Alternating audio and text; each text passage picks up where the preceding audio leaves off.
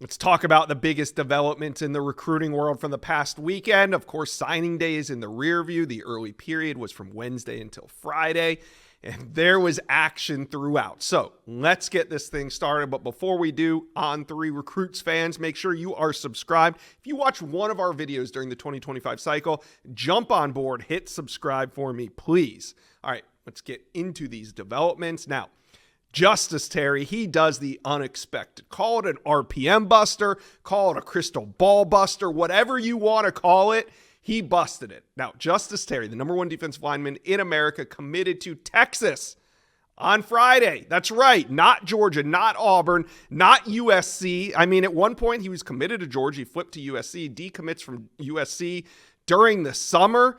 And the entire time he's decommitted, remember, he's from the state of Georgia, and people were just connecting the dots, but that RPM percentage never dipped. I mean, it was in the high 90s in Georgia's direction the entire cycle.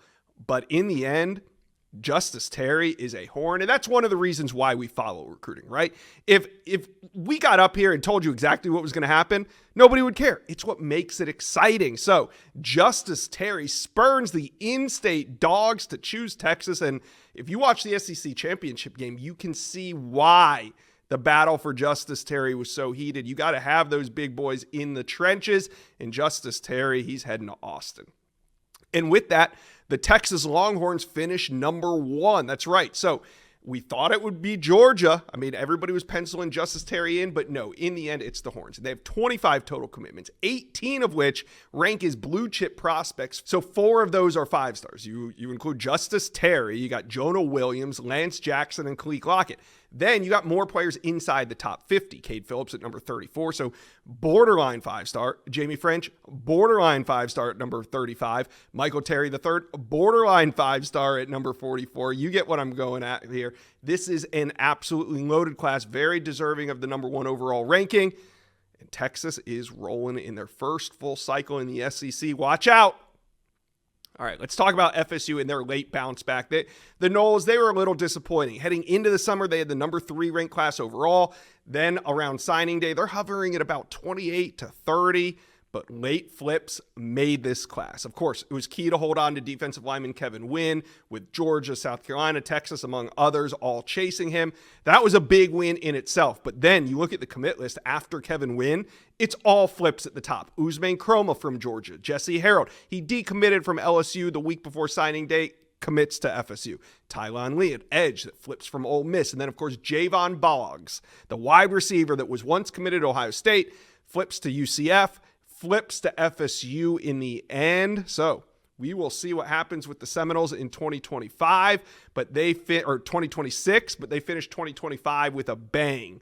Now, let's talk about Andrew Olesh stunning Michigan. This is one of the big names to announce on Friday. He's an elite pass catcher, and boy, did he keep it close to the vest. You had Michigan feeling good, you had Oregon feeling good, but apparently heading into this thing, Penn State felt better. Now, E.J. Holland of the Wolverine did a little behind-the-scenes reporting. He spoke to Olesh about why he flipped to Penn State. Olesh told him, he said, honestly, I made my decision around 1 a.m. That was early Friday morning. He slept on it, I guess, for a couple hours. He woke up. It was still Penn State. He made his announcement, shocks everybody. But he is heading to Penn State. And E.J. asked him about NIL. And I thought this was an interesting answer because I've kind of been saying this. Olesh made it clear that NIL was not a deciding factor in his recruitment. Quote, they were all on the same base. So that's what I was kind of saying. Now that the market has been set position by position, you're not seeing teams, quote unquote, reset the market on every big flip. So when NIL is equal, what does it come back to? Recruiting, like what it always has come back to. Relationships, fit on the team, playing time. It comes back to all those things when, in Alex Olesh's case, quote unquote, they were all on the same base. So Alex Olesh is a Nittany Lion. Now, let's hit on the last big development of the weekend.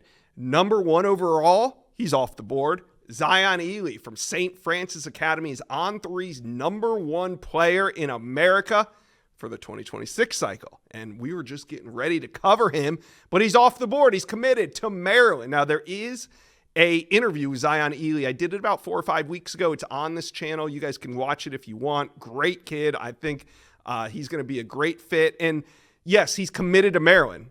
You didn't get that wrong. He is committed to Maryland, but don't put it past Mike Locksley for a top player in the DMV. I don't think Elee is just holding a spot either. I think that as long as Mike Locksley is at Maryland, then they have a great shot to sign him. Mike is as DMV as they come, and this is a big commitment for this program, but he's been here before. So make no mistake, Elee is going to be a battle to hold on to throughout the rest of the cycle. I mean, the cycle's barely started. They're going to have to hold on to him for nearly a year, but I think they can do it. I think they can. So you guys talk to me. These were the biggest developments that I saw. What about you guys? What do you think the biggest developments of the weekend were? Let me know. Comment section below.